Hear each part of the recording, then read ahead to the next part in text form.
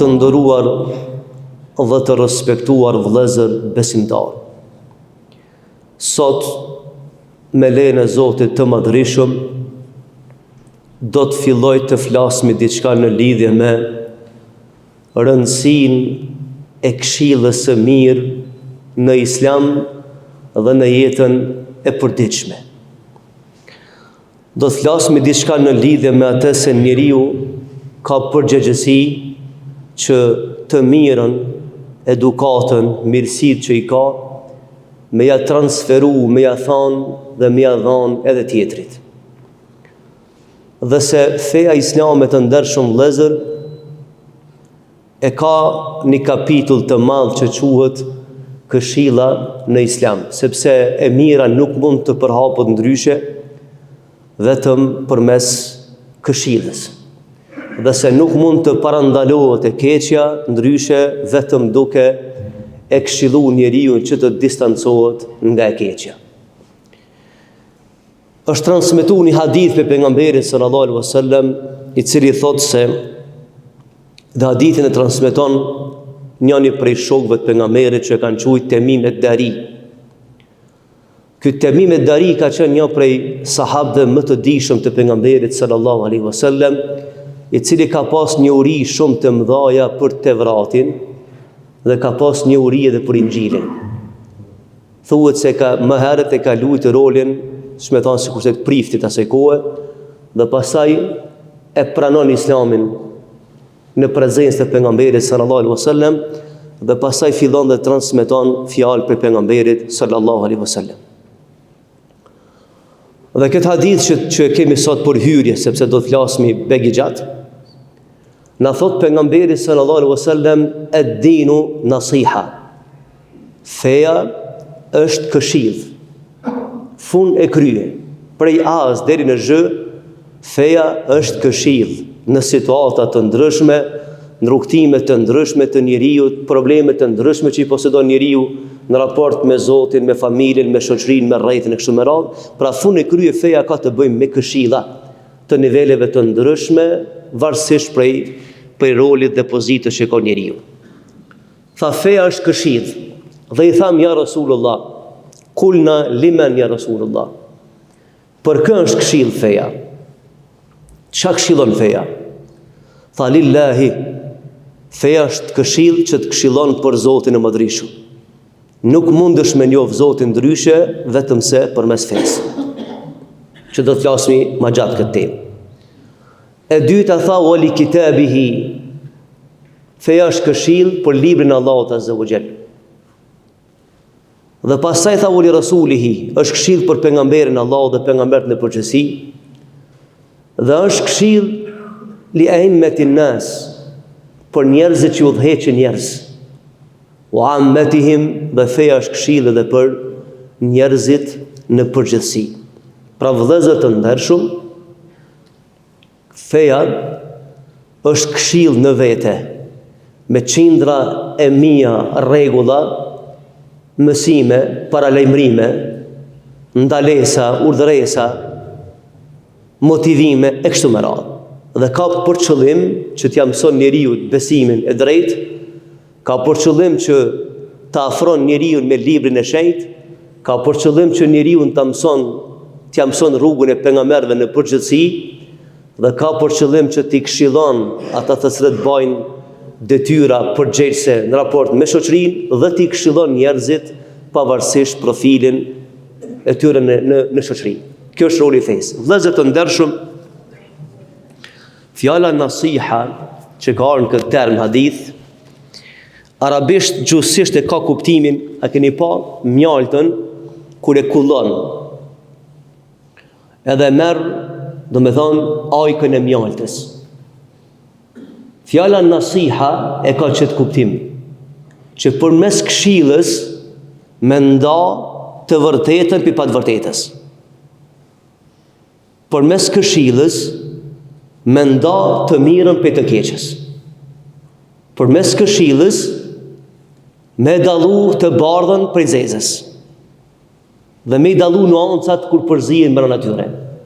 Pra që kjo fjala nasiha në hadith, që ka kuptimin Gjuhësisht e kam fjalën, sikurse mjaltin, ato që mirën me mjalt, e dinë këtë çështje, i kanë ato sitat e mira, edhe e kullojnë mjaltën, duhen me nda kualitetin. Fjala këshill në Islam e ka kuptimin që ky pen i ndars m'ia mundsu njeriu me kuptu të drejtën, të vërtetën, të mirën, të ndershmen dhe me bën dallimin mes të keqes dhe të mirës, të ndershme dhe të pandershmës, pozitivës dhe negativës e kështu me radhë. Ç'është kjo fjalë ka një fjalë nasia këshill në hadith, në aspektin gjuhësor. Ndërsa në aspektin terminologjik, nasih këshill nënkupton udhëzim me fjalë të duhura në kohën e duhur, në momentin e duhur. Kjo është këshill. Në aspektin domethënë terminologjik, shkencor. Udhëzim, këshill me fjalë të duhura në kohën e duhur dhe në rrethana e duhura. Pse po e bëj këtë definicion? Sepse temat që vinë, fjalët që vinë masanena, që do të shpjegojmë, e kuptoni ku jemi të orientuar mbas asaj teme. Dhe vëllezër të ndershëm, ju që jeni prezant në xhami, dhe ato që na ndëgjojnë përmes rrjeteve sociale, unë qëllimisht i zgjedhi këto tema të cilat kanë të bëjnë me aspektin social, me aspektin shoqëror. Nga se kemi nevojë të frymëzohemi, të edukohemi, të motivohemi dhe të luajmë rol pozitiv në shoqëri.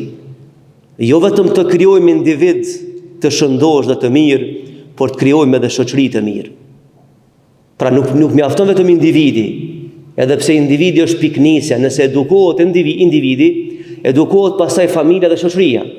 Por përmes këtyre temave që ne trajtojmë në xhami, kem për qëllim aspektin social, shoqëror, që me pa, domethënë, cili është roli jonë në shoqëri dhe çka mund ta bëjmë më të mirën të mundshme për shoqërinë. Pra udhëzim nënkupton këshill, nënkupton fjalët më të duhura, më të mira, më të sakta në kohën e duhur dhe në momentin e duhur, ku e sfidon të keqen. Vëllezër të ndershëm, sipas statistikave që i lexojmë nëpër shoqëritë të ndryshme, e keqja nuk është më e fortë se e mira. Që ta dini vëllezër. E keqja nuk është më e fortë se e mira. Po kur hesht e mira, e keqja duket se është e fortë, sepse ka hesht e mira. Merren me mend një shembull thjesht, nëse 10 persona janë me një bashkëbisedim, 7 prej tyre janë të mirë, trajtojnë tema të mira. 3 janë të këqij. Nëse to 3 të këqij zhytën bisedat kota dhe 7 të mirë heshtin, krijohet përshtypja se këtaj grupo i keq. Veç për një arsye, sepse kanë hesht të mirë. Pra e mira është më e fortë, më shumë se e keqja. Po për shkak të heshtjes, e keqja pastaj duket se është e fuqishme. Mos o zot sikur të në xhami, për shembull na ketin na bashkë këtu, me uçun e kush 2-3 me bon hela xhamina me hesht. Çka thonë ata pe jashtë që s'na shohin mëna? Thonë njerëz të këqij në xhami bojnë kështu. Ata se dinë që s'jemi na këtë këqij. Si shembull bëma. Po kina hesht. Për shembull, antarët e familjes në shtëpi, nëse heshtin përballë të keqit, ajo familje merr imazhin se familje keqe, sepse të mirë mëna kanë hesht. Edhe shkolla po ashtu, edhe shoqëria, edhe elitat mes njerëzve, edhe të krijohet përshtypje se po një janë shumë keq.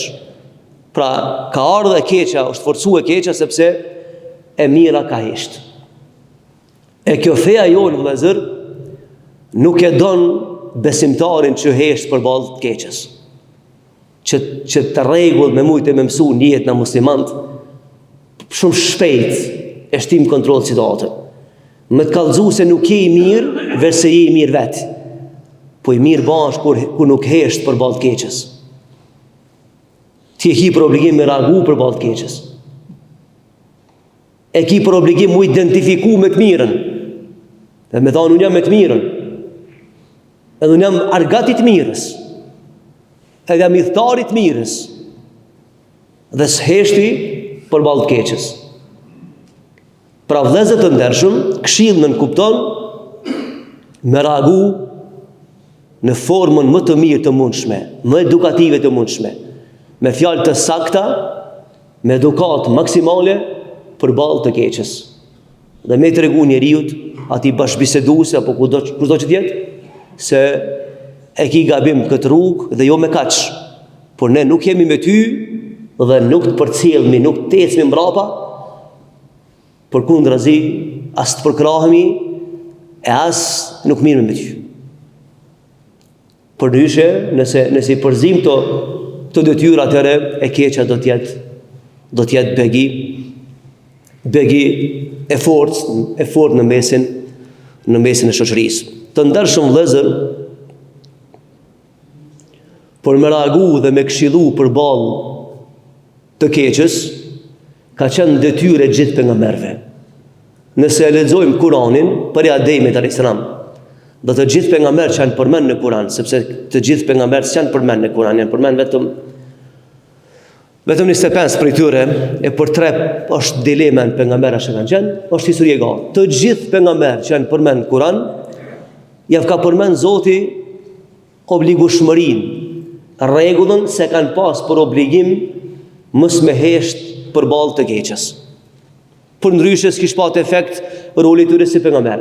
Çfarë efekti ka roli i një misionari të mirë nëse ai hesht përballë të keqes? Çfarë roli ka mundësi me pas një prind?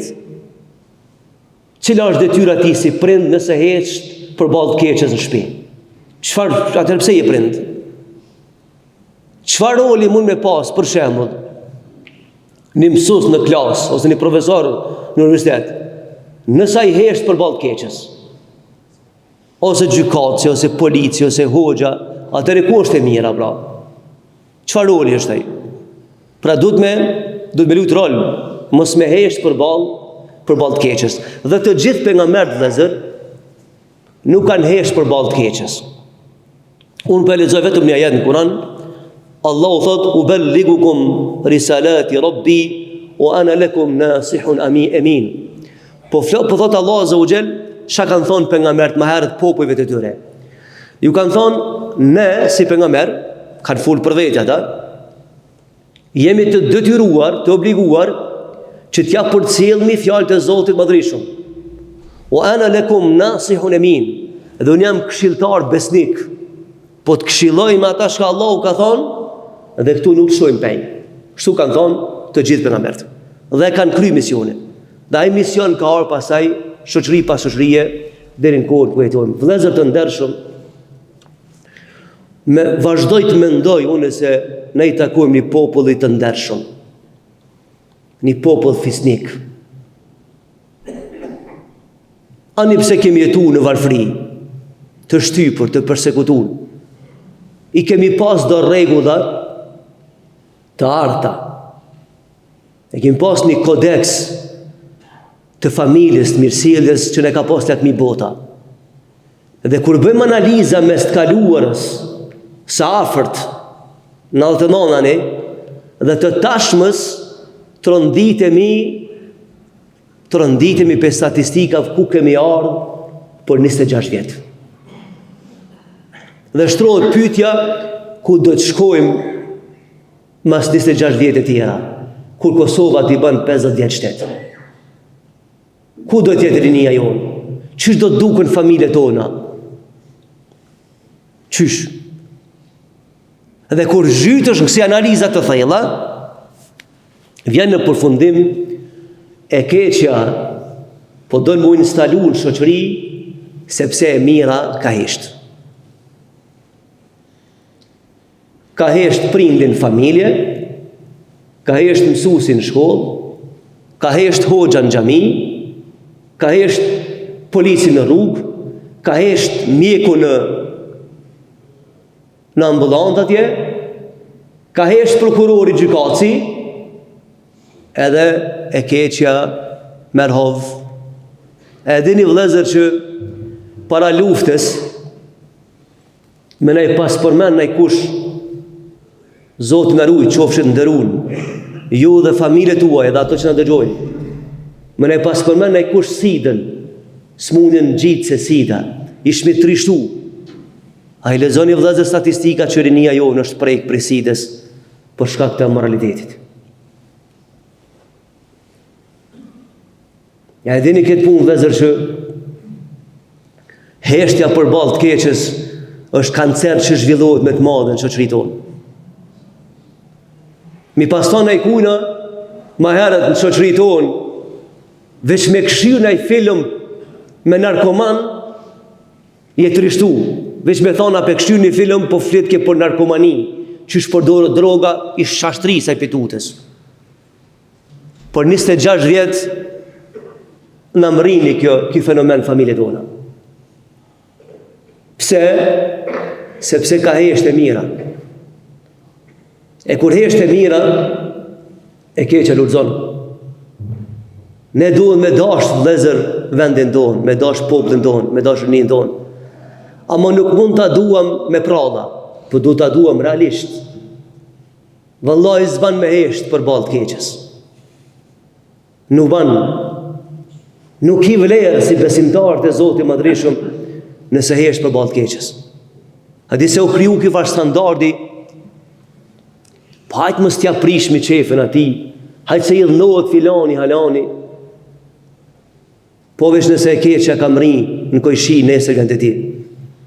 Edhe më së shumti që kanë me përjetu të keqen ato që kanë hesht për balë të keqës. E pasaj pasuajt janë fatale. Pra nuk duhet të heshmi për balë të keqës, vëllezër. Sepse funi fundit, vëllezër, për asaj që kena frikë, riskin nuk ka ndorë njerit. Na bjemi bisedu shpesh me njerë që kanë funksione. Allah o gjë thotë, unë e shoh që keq po su reagoj se jo puna, jo familja, jo. O vëllai dashur. T'ja mendon që riski ndorë të atia. Qysh një është i mirë me arë në shpi, e në rarë të punës në vendin tanë u shpërhap e keqja. Çka kemi dhënë Allahut nese, ku të pyet Allahut çka ke tradhtuar manetin e popullit. Çka ke marrë një detyrë se çon ti në vend. Qysh? Çrëndsi ka namazi këtu në xhumë nëse na heshtmi për balë të keqës. Kur Allahu kom na pyet pse s'keni fol për të keqën. Pra nuk ka nevojë të kemi frikë nga askush, sepse me kërkan nuk kemi luftë. Ne me luftë me të keqën. Edhe duhet me ndalu të keqën. Dhe inshallah me lenin Allahu xhumave tjera do ta vazhdojmë temën walhamdulillah rabbil alamin. Al-Fatiha.